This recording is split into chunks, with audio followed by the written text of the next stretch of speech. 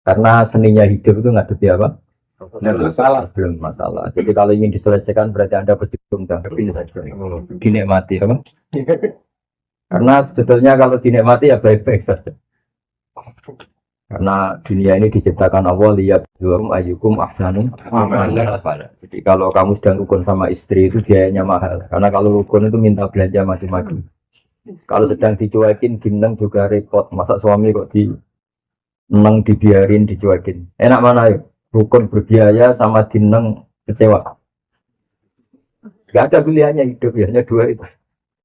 Enak miskin dilihat tetangga, apa merantau gak jelas gak konangan tetangga. Gak ada pilihan hidup. Nah, yang katanya kayak besar aja gak punya pilihan, diatur-atur sama MC macam-macam. Tapi ya ridho saja saya, karena hidup itu gak banyak apa? Gak banyak apa?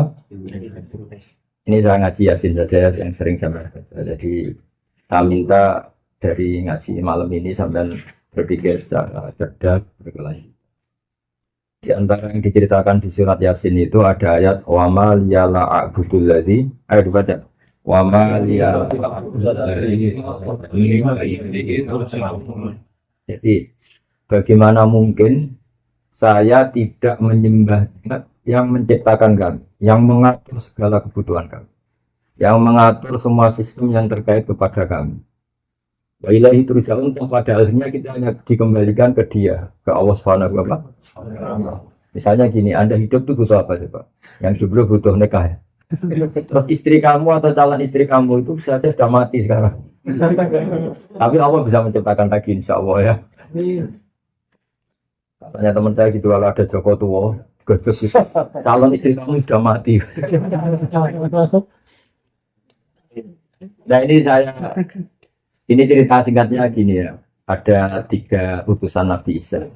Salah satu kampung yang namanya masyhur, namanya kampung apa? Antioquia apa? Antioquia. Intinya kaum ini semuanya nggak iman sama Allah, ateisme.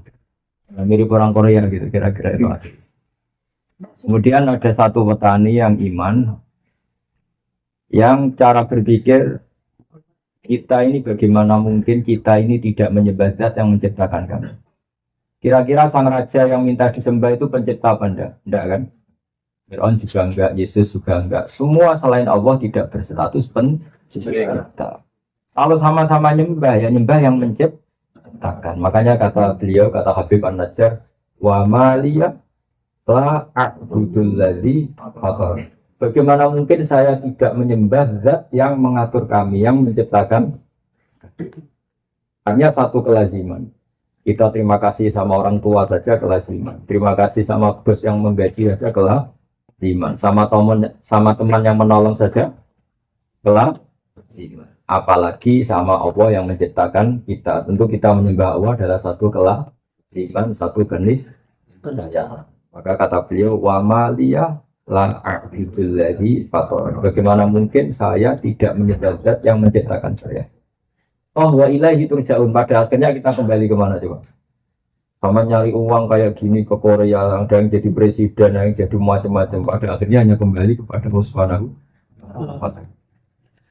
Dan ketika kita kembali, gampang saja bagi Allah. Zaman sekarang sampai hidup, bisa ngatur nyawa Anda enggak? Kamu ingin hidup apa enggak? Enggak kan? Tahu-tahu hidup. Ingin punya hidung pesek apa bang? Tahu-tahu. Ingin punya istri solihah enggak cewek enggak? Tahu-tahu. Ingin dicintai apa mencintai tapi tidak kesampaian? Ya, enggak, inginnya. Ingin dicintai apa mencintai tidak kesampaian? Dicintai. Tapi tahu-tahu mencintai dan tidak kesampaian.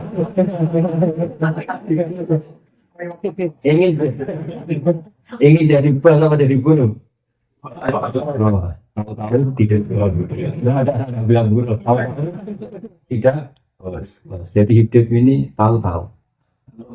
Karena tahu-tahu itu ya menyembah zat yang super. Jadi tauhid itu dimulai dari kalau zaman sampai ngaji. Ini namanya siapa tadi yang montong yang itu?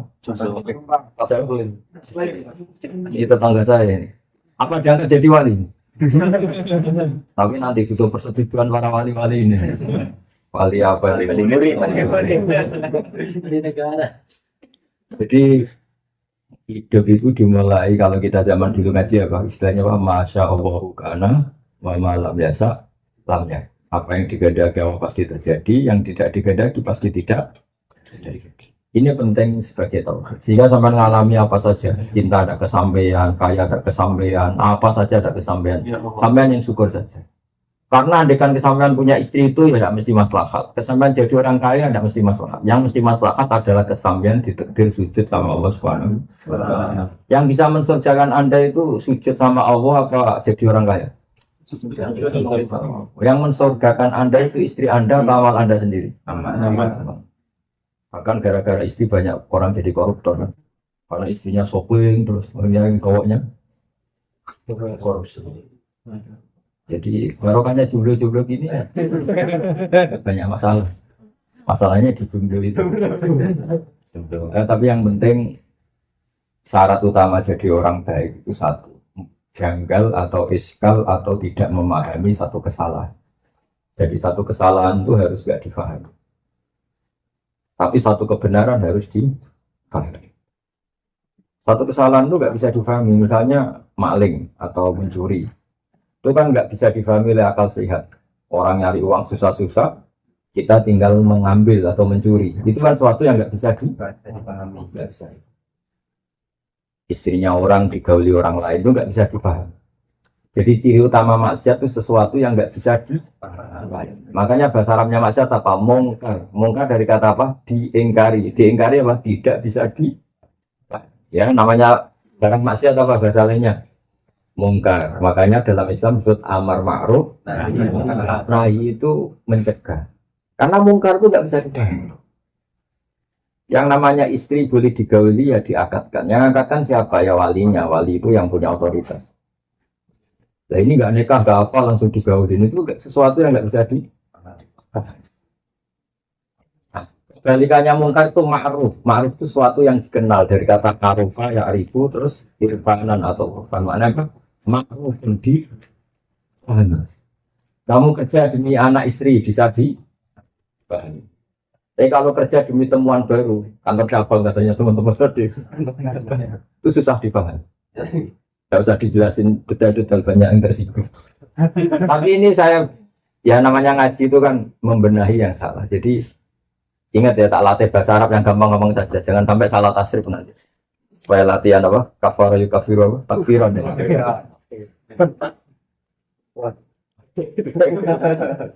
Jadi yang dikatakan ma'rufun sesuatu yang dipahami atau dikenal, mudah dikenal oleh akal.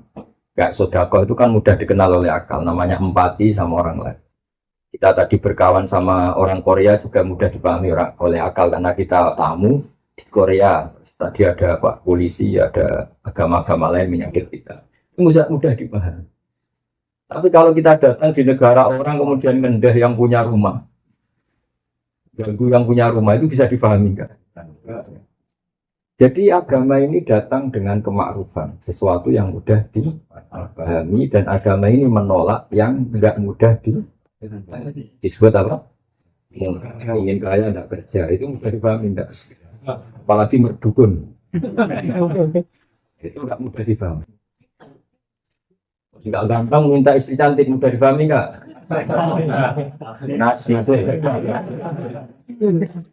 Miskin punya istri 4, bisa dipahami enggak? Takdir. Jadi agama itu mudah, karena maknanya agama itu mudah Nah dalam pertemuan ini supaya tidak banyak yang tersinggung, pasti semuanya sepakat. Kita ngomong tauhid saja, karena kalau ngomong sosial itu banyak yang tersinggung. Meskipun tersinggung itu bagus, supaya evaluasi. Nah yang mudah dipahami, kalau kita memuja siapa, yang memuja zat yang kita pasti kalah. Yang kita pasti kalah itu siapa? Ya hanya Allah Subhanahu wa Ta'ala. Kita sama benda patung yang kita bikin sendiri, kalau kita mau memecahkan ya bisa memecahkan.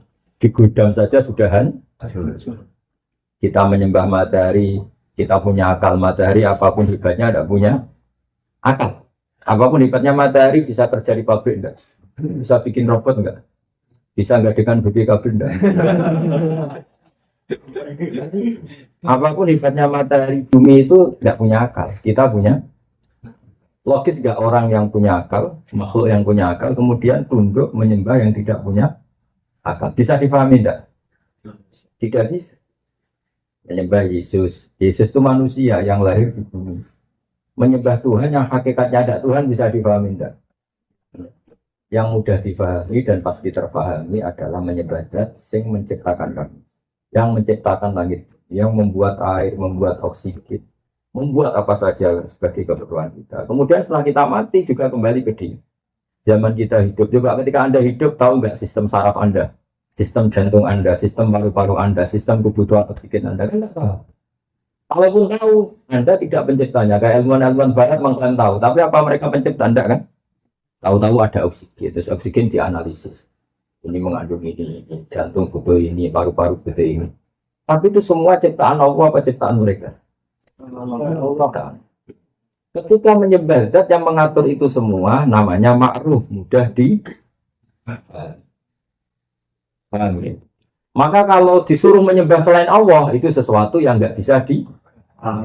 Maka kata Habib An-Najjar, wa maliyah la abdulladzi fatarni. Bagaimana mungkin saya tidak menyembah zat yang menciptakan? Hanya tidak mungkin dalam kehidupan kecuali apa? Menyembah zat yang menciptakan di.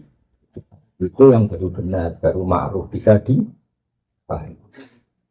Kemudian kita menyembah atau membela sesuatu yang tidak ada, itu yang nggak bisa dipahami. Seperti ateis.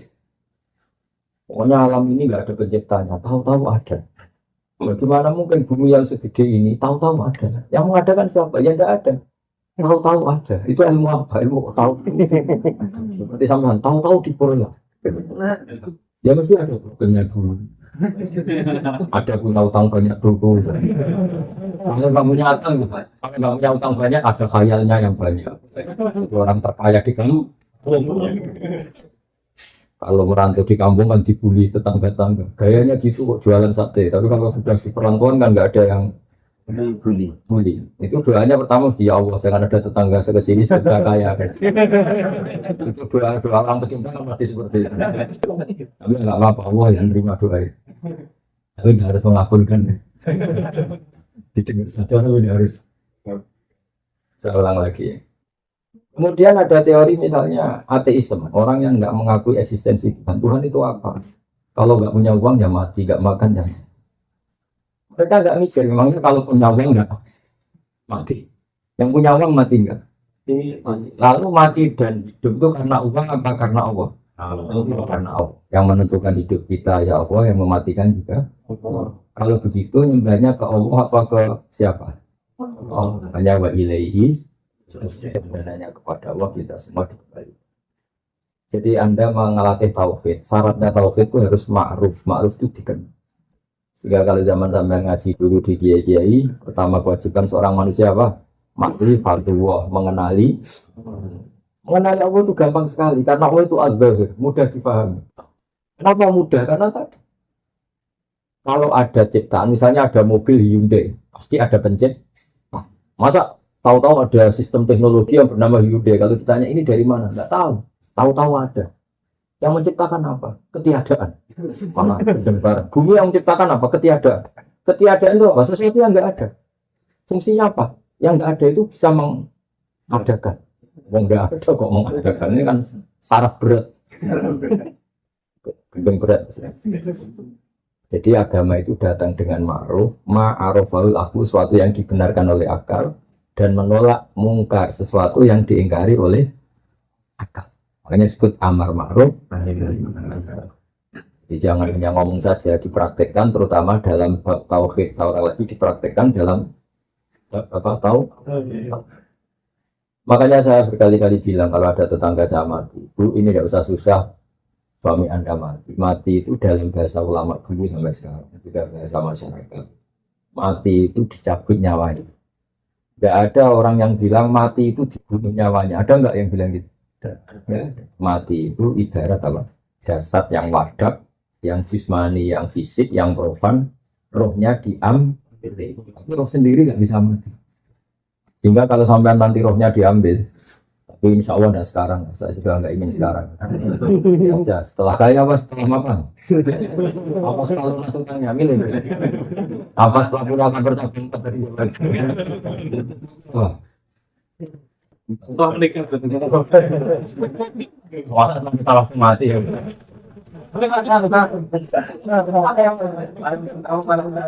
Kita juga kasihan baru makan langsung. Apa setelah miskin juga mati dulu miskinnya kan nyatanya tidak mati sampai. Nah, misalnya nyawa Anda diambil, ini semua ulama sepakat dan masyarakat juga sepakat. Mati itu namanya nyawa dicabut. Berarti roh sendiri itu tidak mati. Kemudian diambil ke alam baka. Yang kalau difilmkan katanya ada gentayangan, ada yang tidak macam-macam lah versi itu. Yang jelas kita berkeyakinan roh itu kemudian menikmati doa yang kita kirimkan. Jadi bangga kamu kalau sampai doakan dari Korea itu tetap sampai. Jangan sampai protes. Malaikat Korea masa tahu bos. Saya sudah bilang tadi saya sudah bilang Korea itu tetap buminya Allah Subhanahu. Didata oleh malaikatnya Allah Subhanahu Wa Taala. Yang menciptakan air di sini memangnya orang Korea tetap Allah Subhanahu. Sistem malaikat di sini juga sama dengan sistem malaikat yang diserap dari di Solo Tigo sama. Nggak tahu saya pakai bahasa apa di sini, bahasa Korea apa bahasa. Tapi sistem malaikatnya. Sehingga karena kita nggak tahu cara kita hidup, juga nggak tahu cara kita mempertahankan kehidupan. Setelah kita mati juga harus menyerahkan itu sama yang punya otoritas kematian, yaitu namun Allah Subhanahu. Kalau hidup kita tidak sebagai penyebab kehidupan. Kalau kita punya mata juga tidak penyebab kita punya mata. Kita punya jantung juga kita tidak penyebab punya jantung. Semua itu karena dikehendaki Allah Subhanahu. Maka nanti setelah kita mati tidak usah iskal, tidak usah janggal. Wah, sudah jadi debu, jadi tulang belulang masa hidup lagi.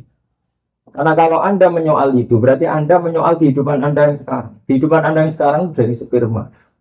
Sperma itu andekan seperti itu, orang sanggup tidak menjadikan manusia. Misalnya masih wujud sperma terus katakan ini nanti kelayaban di Korea. Masih sperma, masih mani gitu, maninya menjadikan. Terus saya begini kan, ini itu bisa nanti ke Korea kelayaban. Percaya enggak? Ini nanti kumisen jenggoten. Enggak percaya. Tapi nyata-nyata jadi manusia yang banyak pola, banyak ulah, banyak masalah.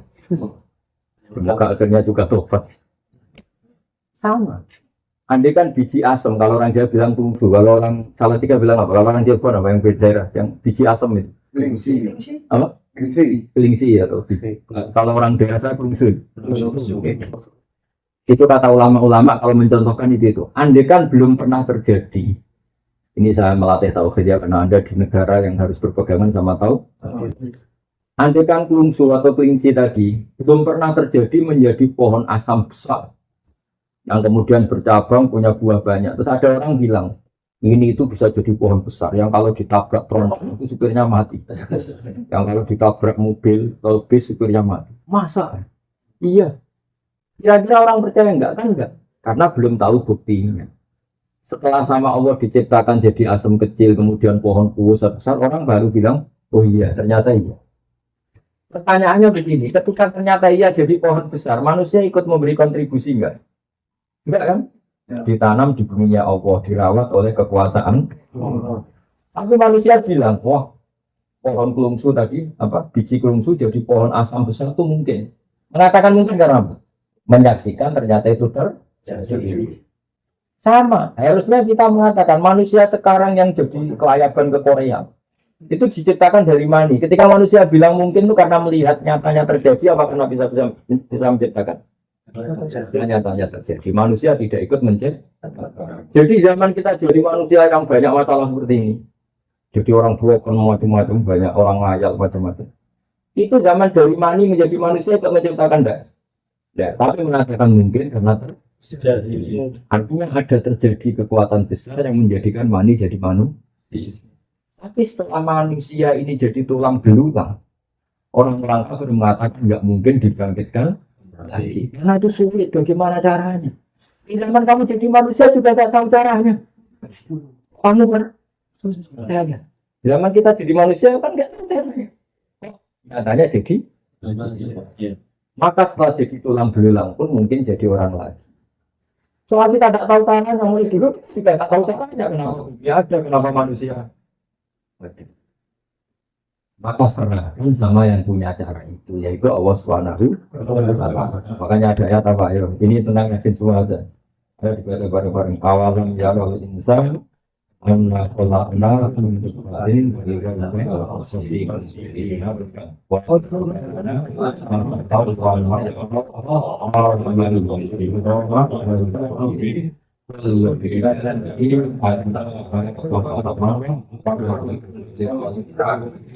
jadi singkat cerita gini, Wa'il bin As itu orang kafir ngambil tulang belulang yang sudah membiru, apa? Sudah apa? Membiru.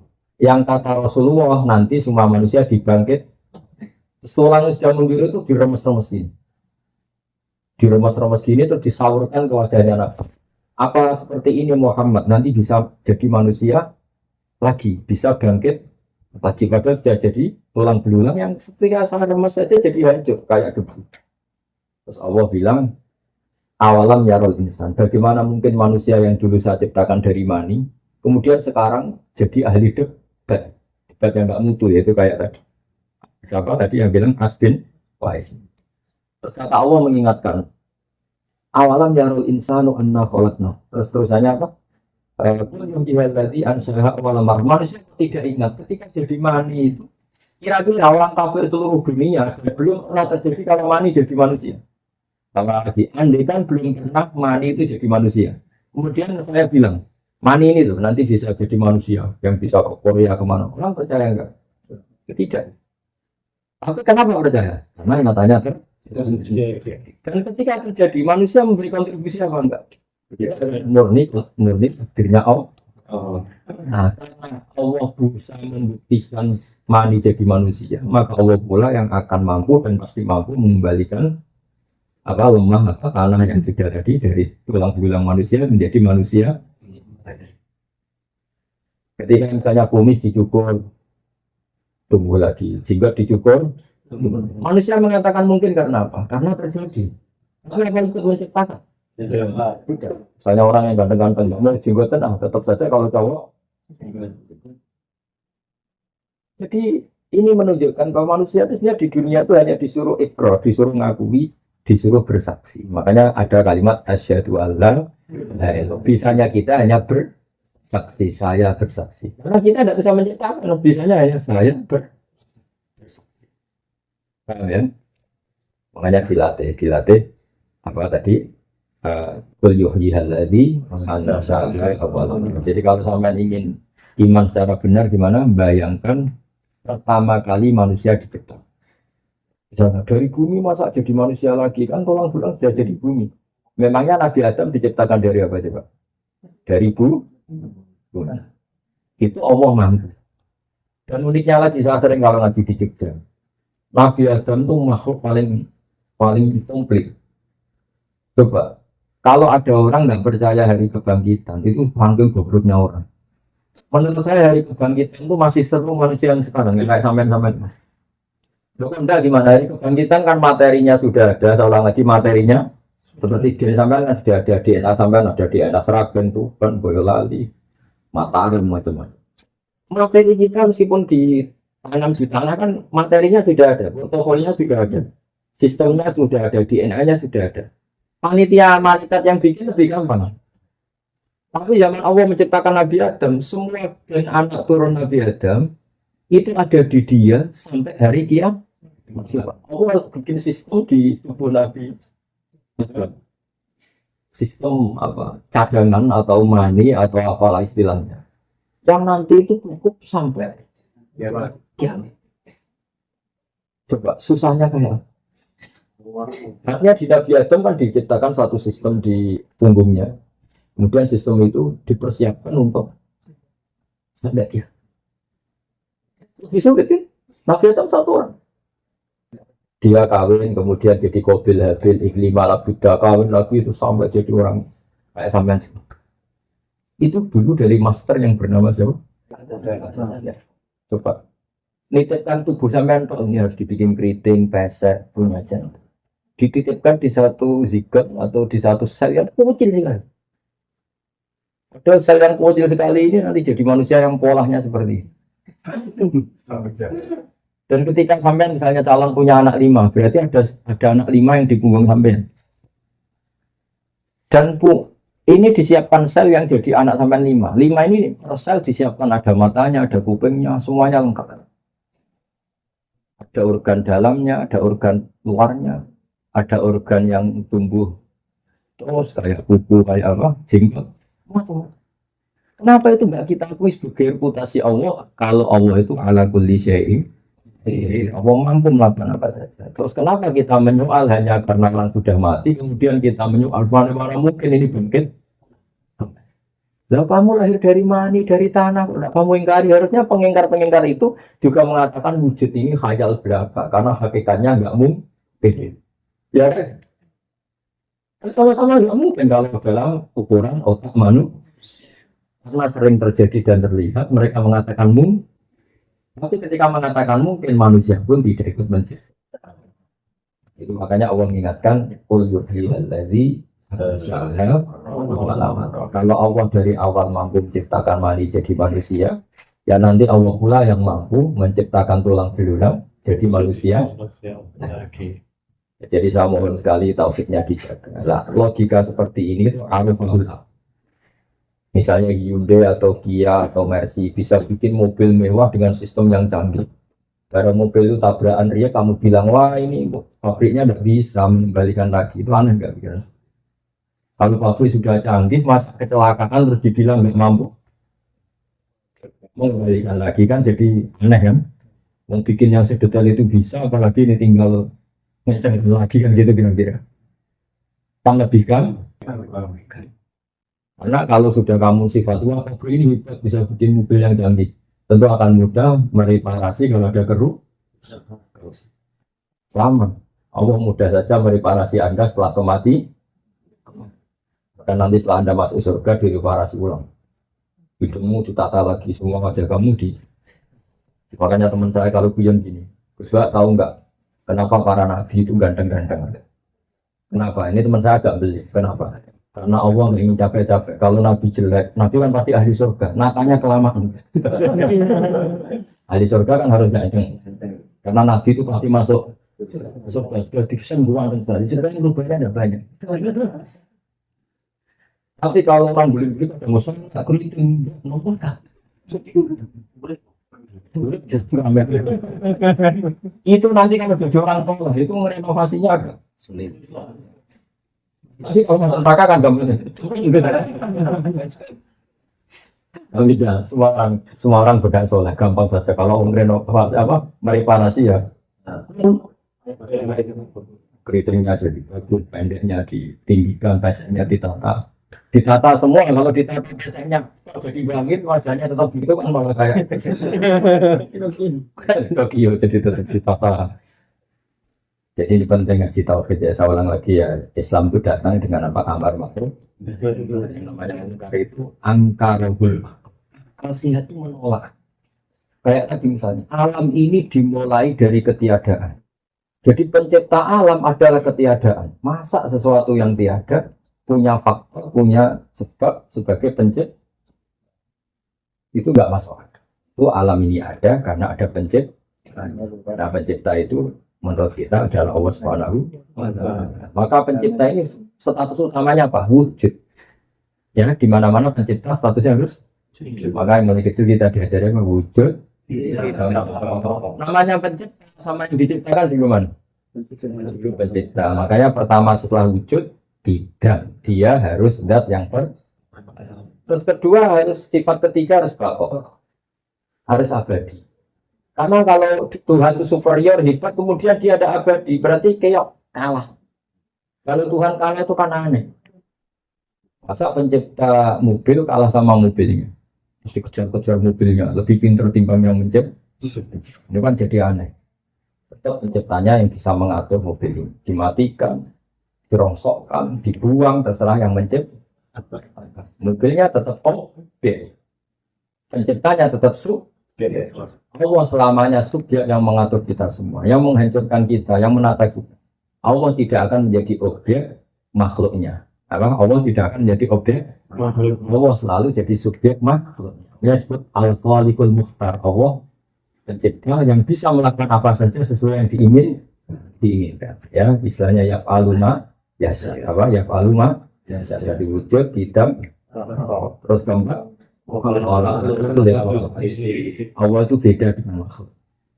Kalau makhluknya makan cari uang, Allah tidak perlu makan, tidak perlu cari uang. Dan Allah tidak butuh makan, tidak butuh tidur. Lah tak kudu sinatu. Karena kalau Allah tidur, kalau kamu mau nakal, misalnya mau selingkuh, nunggu tidurnya Allah dulu. Kacau.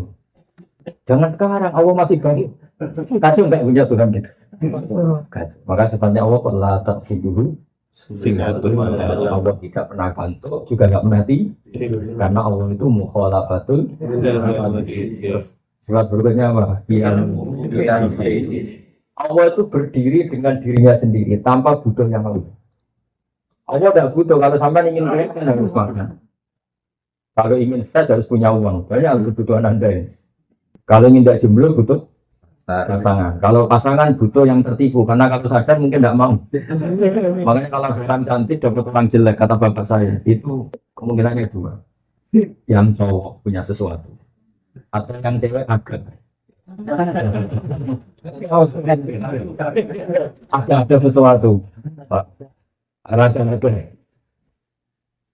Tapi Allah tidak butuh itu semua. Karena Allah harus diamu. Terus sifat berikutnya apa? Dan itu Allah sendiri. Tidak tersaingi. Dalam apapun tidak tersaingi. Apapun kekasihnya Allah terhadap Nabi Muhammad. Apapun sayangnya Allah pada Nabi Muhammad. Tetap Nabi Muhammad adalah abduhu. Karena Nabi ya bisa meninggal. Kalau nggak makan ya lapar. Kalau saatnya datang ajal ya meninggal. Makanya Nabi dikatakan innaka mayyitu wa innahu mayyitun. Kemudian ya kalau bangkit dari kubur ya karena dibangkitkan. Itu beda dengan Allah, memang nggak pernah mati. Dia nggak pernah mati karena Allah itu qiyamu dan ya terus kudrat irodat. Jadi logika itu tanamkan sehingga kamu iman dengan kebenaran yang kalau ada paham yang menyesatkan kita menolak. Itu disebut wa maliya la a'budu alladzi fatarani wa ilaihi turja'un. Bagaimana mungkin dalam hidup ini kita tidak menyembah zat yang mengatur kami, toh pada akhirnya kita hanya kembali kepada Tuhan. Jadi kita menyembah Allah karena mengatur kami dan pada akhirnya kita hanya kembali ke Allah Subhanahu wa Ta'ala. Tidak kembali ke akal kita, tidak kembali ke pikiran kita, tapi hanya kembali kepada Allah Subhanahu wa Ta'ala. Seperti sampean banyak bayangkan jadi orang kaya terus bahagia. Apa faktanya nanti pasti demikian? Tidak mesti. Kadang setelah jadi orang kaya malah nyesal. Misalnya gini, banyak ini ceritanya. Ada suami memanjakan istrinya, minta apa saja dituruti, minta mau rumah mewah dituruti, kulkasnya harus mewah, mobilnya harus mewah. Lama-lama istrinya mikir rumah mewah, mobil mewah, yang enggak mewah suami saya. Lama-lama kepikiran ganti suami. Enggak, istrinya ingin ganti karena tadi minta rumah mewah diturutin. Rumah mewah pantasnya apa? Kulkasnya mewah, mobilnya mewah, karpetnya mewah. Tapi suaminya tuh pendek. Lama-lama yang perlu dipikirkan yang kurang mewah sah. Kalau kamu ngalamin juga, kamu tidak pernah tahu. Karena kamu miskin, rumah jelek, rezeki jelek, semua jelek. Maka kamu kalau diganti dapat semua itu. Maksudnya kita tidak pernah tahu kadang yang miskin juga bahagia karena serasi semua. Serasi semua. Ya ini cerita saja guyon, tapi Anda supaya tidak mengimani pikiran Anda yang kamu bayangkan itu tidak mesti masalah. Makanya kalau di kitab tasawuf itu ada guyonan, di kitab hikam pernah dengar itu namanya kitab hikam, itu kitab tasawufnya ahli sunnah. Jadi semua kiai alim tasawufnya ngikuti kitab apa? Hikam. Selain kitab Ihya, kitab apa? Kan ada beberapa kitab tasawuf yang paling populer di antaranya Ihya. Kemudian itu dijabarkan oleh Sayyid Abdul Haddad jadi An-Naso Adi Niyah apa An-Naso terus dijabarkan termasuk macam-macam lah oleh kitab. Ada seorang wali itu tukang manol, hamal itu tukang manol. Jadi dia itu wali betul, enggak kayak sampean. Sampean ini harus jadi wali ini sudah kerja jauh-jauh kok jadi wali. Dia itu tukang mano, sama. Karena dia wali setelah dapat itu tukang mano ngangkatin barang dari pasar ke kendaraan. Karena dia wali itu, ya Allah, saya ini hanya butuh makan satu piring. Yang penting saya dapat makan satu piring terus pulang mau ibadah. Tiap hari gitu. Kalau dapat opan, kalau uang sekarang, kalau satu piring di sini berapa uang? Punya satu makan satu hari 10.000. 10.000. Kalau di Indonesia berapa? Kalau makan sehari kalau di Indonesia 50. Makan apa saja kamu di sini kok makan? Kalau langsung Kalau 10.000. 10.000 sama dengan 100.000. Ya, berarti contohnya di sini jangan. Kalau di Indonesia makan 50.000 sudah. Banyak. Odeng. Kalau di Gunung Kidul sudah dapat belalang banyak.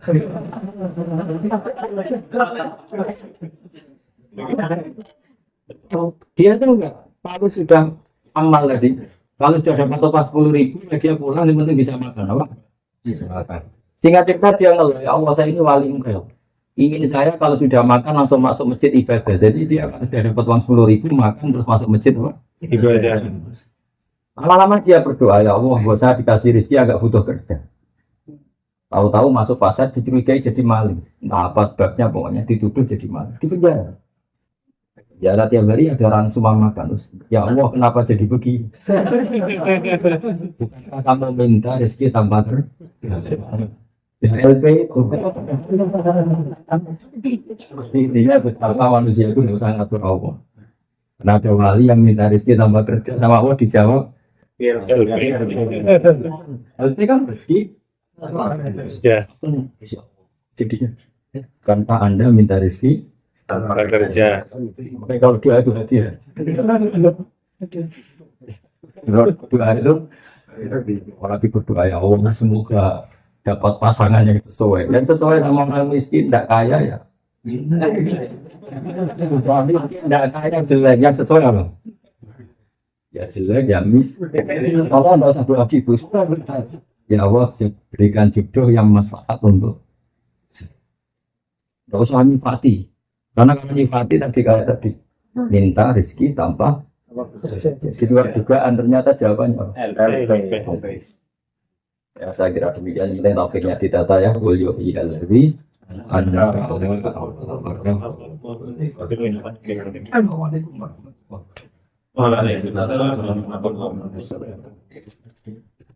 Ya, katanya mau makan bersama kopi bersama. Banyak betul. Lihat aja kalau sambil. Enggak ada sambil lihat aja kayak zaman di pondok. Kalau tanya problem nggak boleh. Itu pakai hidup gitu ya. Coba setelah jadi presiden kalau enggak karena banyak rivalnya, banyak kroninya minta jadi menteri bingung enggak? Oh iya kan? Yang nggak suka demo, yang suka minta jadi pusing. Itu maksudnya. Assalamualaikum warahmatullahi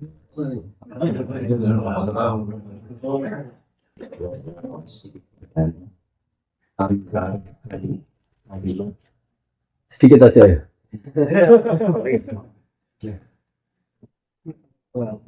Antara kalimat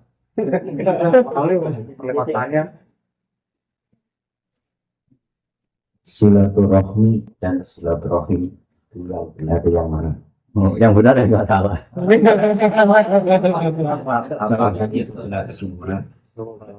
Wah, benar semua aja ya Bang ya. Kalau bahasa Arab itu pakai ini.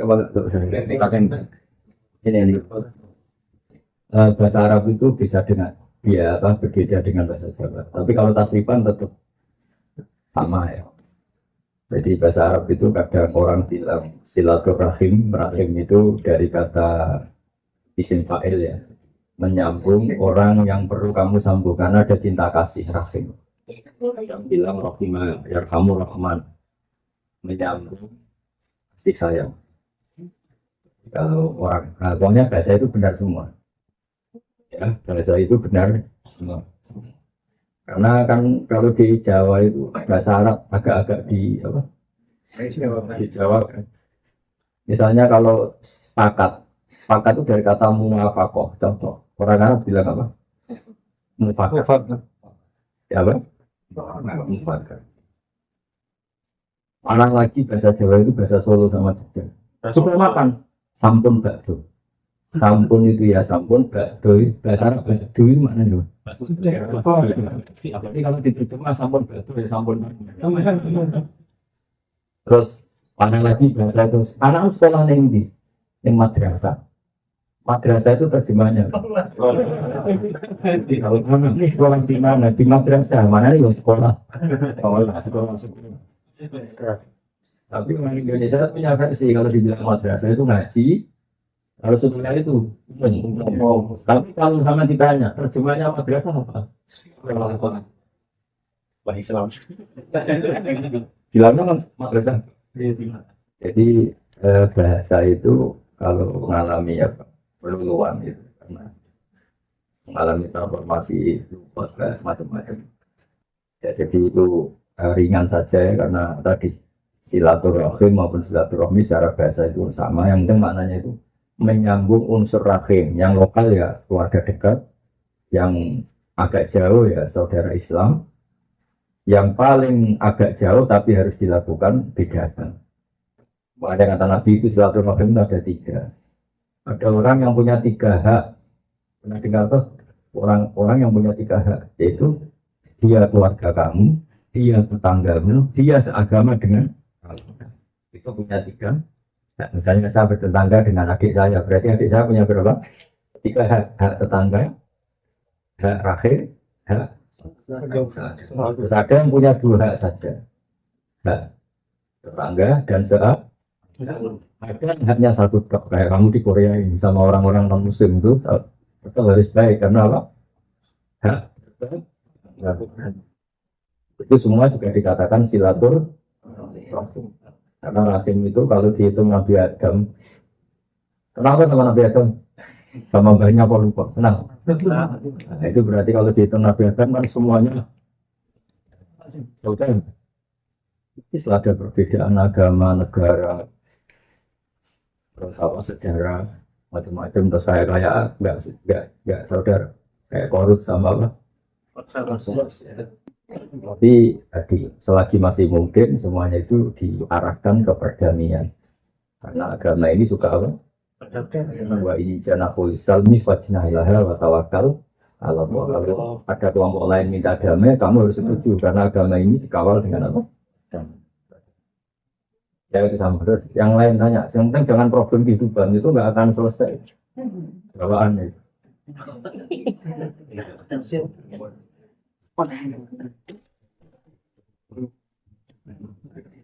Assalamualaikum warahmatullahi wabarakatuh. Semuanya mana? Oke. Iya, bagi ya yang apa? Kalau bahasa Cilacap coba. Kalau bahasa Indonesia nggak tak jawab. Pokoknya kalau bahasa Indonesia nggak bisa dijawab ya. Jangan pakai bahasa kasarnya, nggak boleh bahasa Indonesia. Betul. Kafe wes.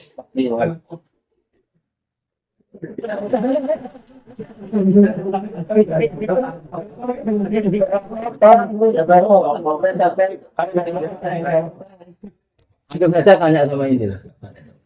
Dia bisa lihat.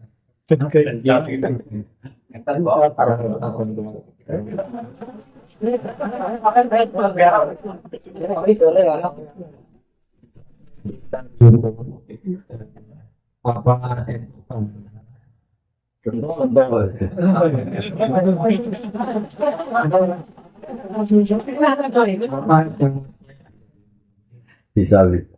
Santet itu gini loh ya. Saya sering dapat pertanyaan sama dari Cilacap. Siapa namanya? Gunawan. Oh bagus. Gunawan tuh manusia ada gunanya. Iya kan? Orang kaya jutawan kan gitu. Tukang hartawan. Tukang ada gunanya. Kalau ini sama ini gunanya banyak. Semuanya pakai ini aja. Gunanya banyak.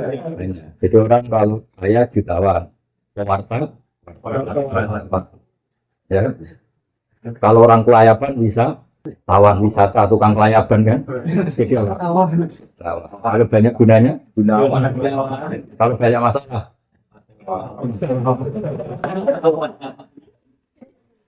Gini ya, jadi ngaji saya di YouTube itu dari awal sudah saya ikhlaskan lagi, dan otomatis secara sanad itu tersambung. Yang ada syarat ketat itu kalau mau jadi mufti. Ya jadi apa? Mufti. Mufti itu orang yang punya otoritas menghukumi halal haram, syarat tidak sahnya sholat atau syarat sah tidaknya nikah itu nggak boleh hanya sekedar ngaji di YouTube. Tapi kalau syarat ingin tahu kebaikan sudah cukup. Karena kebaikan itu aku mudah dikenal oleh orang. Jadi kalau syarat-syarat yang ketat harus ketemu ya ngaji lama, terus akhlaknya harus baik, hafal Quran, hafal hadis itu syarat untuk mufti. Ya? Mufti itu begini loh, fatwa sesuatu yang jelimet itu namanya mufti. Kalau sampean kan nggak perlu seperti itu. Pokoknya dengan ngaji saya yang bisa dilakukan, yang nggak ditunda itu sudah selesai. Dan potongannya ya tunda semua. Misalnya saya ngaji, wajib saya jawab. Tahu kan? Ditunda langsung. Ketika kangen keluarga wajib nggak terus ingin pulang atau kirimin. Ketika ada tadi pikirannya mulai macam-macam. Nah, kenapa kalau mufti syaratnya ketat? Karena mufti itu akan menimbang hukum yang kayak iya kayak tidak. Itu harus orang alim, nggak boleh hanya lewat itu. Saya beri contoh ya Mas Gunawan ya, kayak iya kayak tidak. Misalnya gini, saya beri contoh. Kerja di Korea itu baik apa enggak? Baik. Kalau melihat sisi jauh dari keluarga enggak baik. Tapi apa artinya deket tapi enak? Enak itu raine ketok terus rezeki ora tau ketok. Namanya enak. Jauh tapi enggak enak karena levelnya kirimannya panjang. Nah kalau istri kamu rata-rata telepon kamu orangnya apa kangen terima?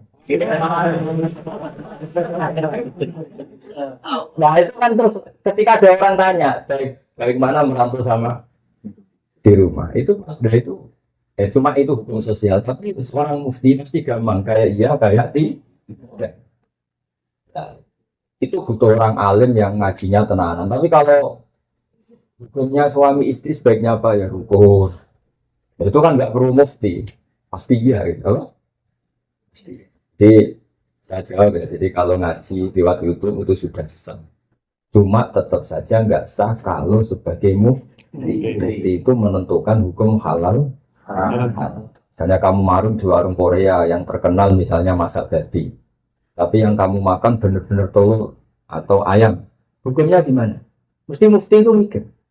Kalau melihat ayamnya halal, tapi paling digoreng di wajan yang sama, diletakkan di piring yang sama, dan mereka nyuci piring pasti tidak dengan cara Kalau melihat gitu, kayaknya nggak halal ini. Tapi kalau melihat bisa saja, meskipun bisa saja jatah saya piringnya baru, meskipun kemungkinan itu enggak. Tapi ya buat senam otak, yang nggak mungkin dah mungkin saja.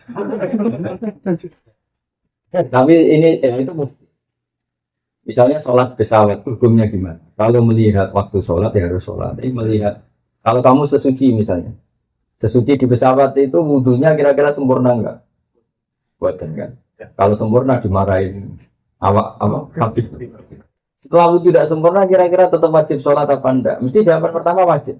Lalu sholat ini namanya apa? Sholat dihormatin waktu, hanya menghormati waktu, tapi nanti setelah di kos-kosan atau di Korea harus dikodoi. Tapi ketika wajib ngodoi melihat wajah-wajah gini, wah sholat aja sudah menguntungkan, disuruh wajib ngodoi. Mestinya ngepeng lagi. Nah wajah-wajah kayak kami itu semua mesti penting. Ini sholat berdua aja, apa lagi disuruh.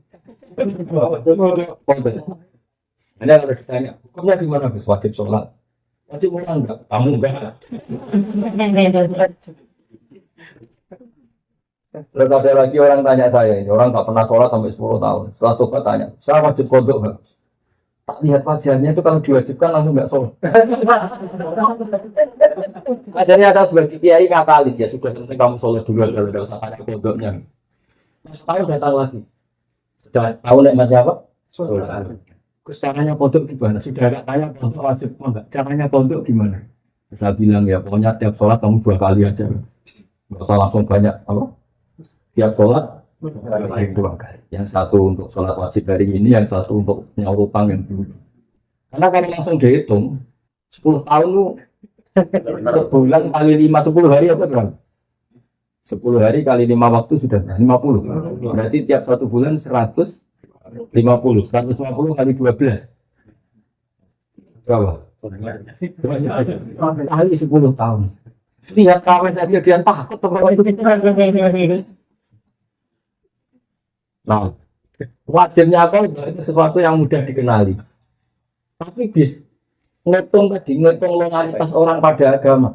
Rai-rai gini, rai-rai tobat musiman gini. Kalau langsung diwajibkan itu malah apa bahaya.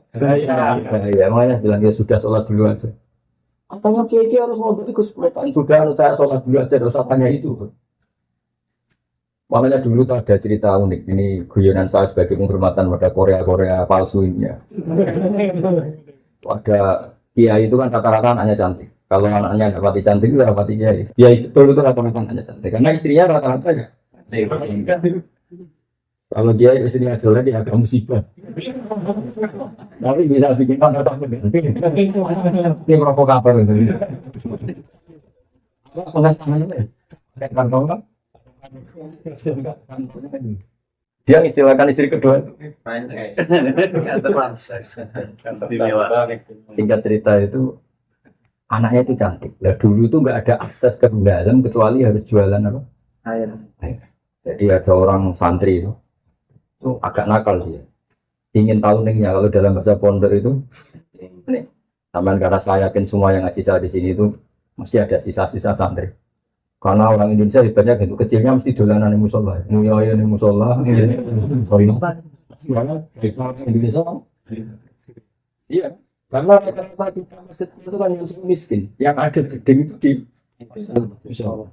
Sekarang keluarnya tamer-tamer di Indonesia kesal gitu, semenjak masjid bagus, kamar mandinya bagus, kadang masjid itu bukan karena ingin jamaah, aku tuh ngising di rumah yang ke masjid. Kan gitu. Ya, sekarang banyak enggak? Banyak, karena kamar mandi masjid lebih berat. Yang paling mau tidur kali. Di rumah enggak ada AC, ada kipas angin. Kalau ngantuk, itu masih saya sinyalin. Di jalan begitu. Ini begitu. Di kosan nggak ada lipat di sini. Berapa sih? Malah deh di rumah.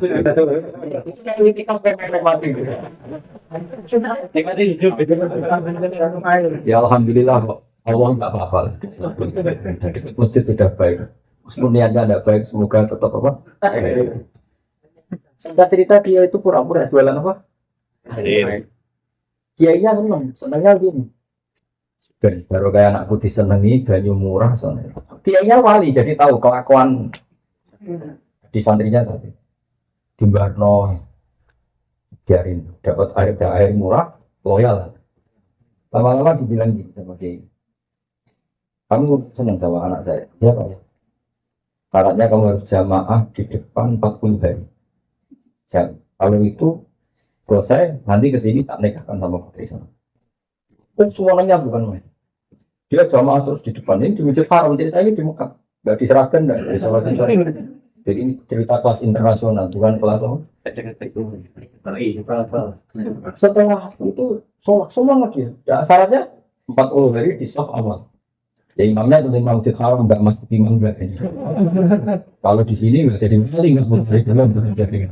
Ini di Masjid Haram yang satu sholat sama dengan 1000 sholat. Ya 1000 rakaat. Kalau sholat di sini satu sholatnya benar-benar satu. Kalau di sana lipatannya kan berapa? 1000. Ada yang bilang semuanya ribuan, ratusan ribu. Terserah hitungnya sampai 40 hari. Hari ke-40 selesai sama kiainya digandeng satu kali. Ayo nak pulang ke rumah saya. Tak kawinkan sama anak saya sesuai perjanjian. Terus santrinya marah-marah. Pak Kiai, punya uang. Sholat diterima dijoli anak jenengan. Enggak bisa. Ternyata dia hari kedua ketiga sudah ikhlas, tidak karena saya kayak tadi, tidak karena putrinya kita. Ayo nak pulang saya nikahkan sama anak saya karena sudah 40. Pak Yai, kamu menghina saya. Masa sholat nikmatnya seperti itu hanya hasilnya dapat putri jenengan? Enggak bisa. Sholat saya itu balasannya surga, enggak bisa. Oh, dari sholat untuk dapat cewek menjadi sholat nikmati kebenaran. Makanya kalau kamu ingin kaya, tak suruh sholat aja. Alih sudah sering sholat, nikmatnya sujud, nikmatnya puasa sama Allah, terus mulai itu berdoa. Yang penting kaya apa enggak? Kalau kau masih ingin kaya terus berarti sholatnya masalah. Akhirnya enggak mau mas. Akhirnya dia yang merayu-merayu dia. Sudahlah tetap jadi mantu saya karena kiainya kesemsem ingin punya mantu ikhlas. Sekarang gantikan kiainya yang mati-matian kerayu supaya dia mau jadi mantu. Karena ingin punya menantu. Bisa dibuktikan ya. Mau nyoba itu.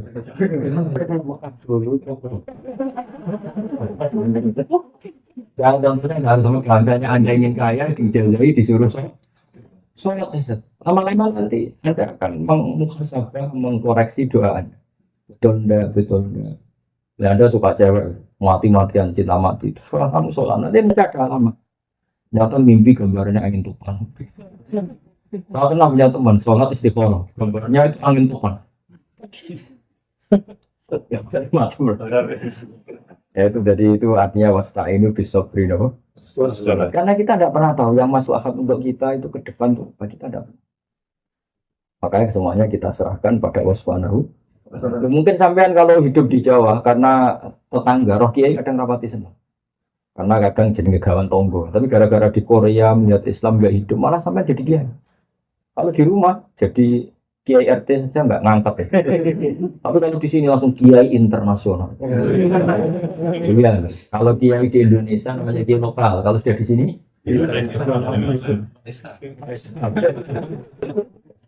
Jadi itulah hikmah yang dikersana Allah Subhanahu wa Ta'ala. Makanya berharap semoga keberadaan Anda di sini benar-benar ikut menyebarkan sujud, tauhid, tasbih di dunia. Ya sudah ya, cukup ini. Ada satu lagi. Ya. Sekali lagi ya. Sudah. Dari mana ini? Oh, Magelang. Nama saya Arifin dari Magelang, Mbak. Mau saya tuh bingung dari dulu pengen tanya tapi syarat masuk surga itu apa harus Islam gitu, Pak? Oh iya. Iman. Karena kan kalau orang Kristen, Buddha, misalnya Yahudi pun, kalau anaknya itu kan dari lahir juga suci gitu kan. Iya. Tapi orang tuanya kan ngajari yang menurut mereka benar. Jadi anaknya merasa itu yang paling benar gitu. Terus ngajari anaknya lagi. Iya. Nah, terus kalau yang masuk Islam, yang masuk surga Islam saja, berarti cuma dasar bejo-bejonan gitu. Nah, saya bingung lahir di keluarga Islam. Nah, kalau saya Magelang berarti ya, Magelang. Nanti saya lahir di keluarga Buddha gitu gimana? Kan saya hapus gitu. Nah, itu sarannya gimana? Artinya jenengan tanya ini sambil syukur ya. Iya. Kalau sambil syukur itu rileks, jadi nggak marah-marah tanya. Begini ya, jadi untuk hal-hal seperti itu kita iman saja sama yang ditentukan Allah. Pokoknya masuk surga itu hanya yang Islam.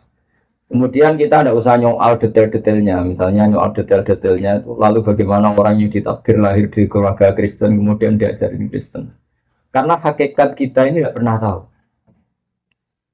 Yang kita ketahui dari kenyataan itu tidak ada 1%. Ya Mas Arifin seorang yang kita tahu dari kenyataan itu tidak sampai 1%. Bisa saja orang lahir di negara Islam, di keluarga Islam, gara-gara miskin, gara-gara terlantar, malah sama Islam denda. Ada yang lahir dari Kristen juga gara-gara trauma sama agamanya, kemudian menjadi Islam. Hanya anaknya orang Islam pasti Islam itu kan mainstream, anaknya Kristen pasti Kristen juga mainstream, umumnya saja. Tapi kan kita sebenarnya nggak pernah tahu. Nah dari tidak pernah tahu itu diharapkan manusia semua itu tunduk sama Allah, tawadhu. Pada akhirnya semua itu wawahu. Tapi hukum formal, hukum syariat yang kita yakini adalah yang masuk surganya yang Islam. Kenapa demikian? Karena cara lahir kan gini. Misalnya ini begini. Presiden Indonesia itu siapa? Mas Arifin. Enggak, ini logika yang supaya bisa Anda terima. Presiden Indonesia sekarang. Kira-kira orang yang meyakini, yang meyakini Tuhan tiga itu bukan gini. Presiden Indonesia itu ada tiga. Jokowi, Prabowo, dan Sandiaga. Orang yang seperti itu layak enggak dianggap sebagai warga negara yang baik? Tidak. Atau orang yang mengatakan Indonesia itu tanpa presiden, tidak ada presiden. Ateis berarti kan. Jadi kenapa kita mengikuti syariat yang masuk Islam hanya orang Islam, yang masuk surga hanya orang Islam? Ya kira-kira sama dengan yang layak sebagai warga Indonesia yang meyakini Jokowi presiden. Ya banyak presiden itu satu lah.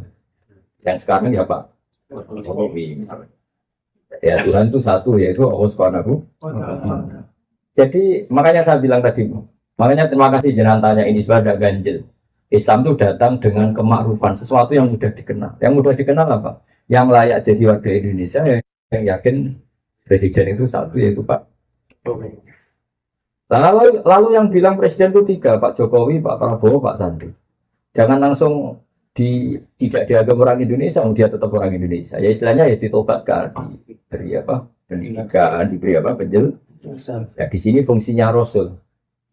Jadi hampir nggak ada di dunia sekarang, apalagi sekarang, orang yang nggak dengar Islam.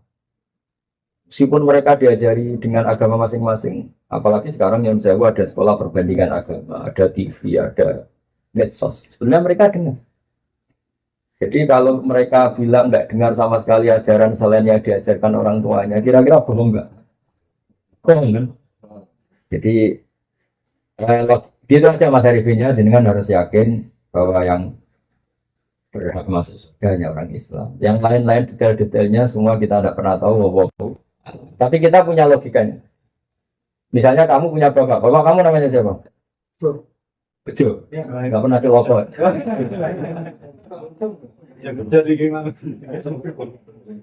Ya iya, terus adik kamu meyakini Bejo itu gak bapaknya, itu mesti anak juga. Ya kira-kira gitu.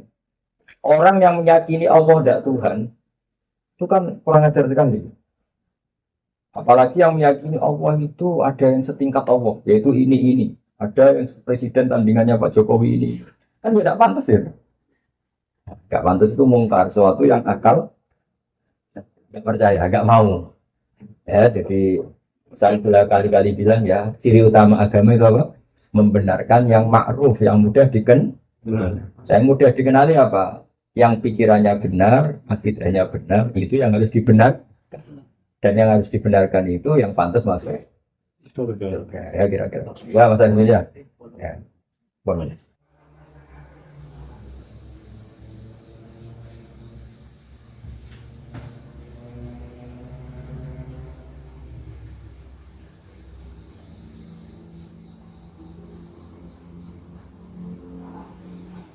karena